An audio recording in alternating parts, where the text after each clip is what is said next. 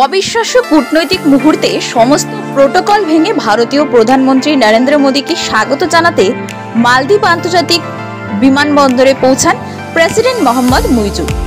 সাম্প্রতিক উত্তেজনার আবহে এই অভ্যর্থনা দ্বিপাক্ষিক সম্পর্কে এক ইতিবাচক মোড় আনার ইঙ্গিত দিচ্ছে। এই সাক্ষাৎ ও গাঢ় বার্তা নিয়ে দুই দেশের তরফেই এসেছে তাৎপর্যপূর্ণ প্রতিক্রিয়া।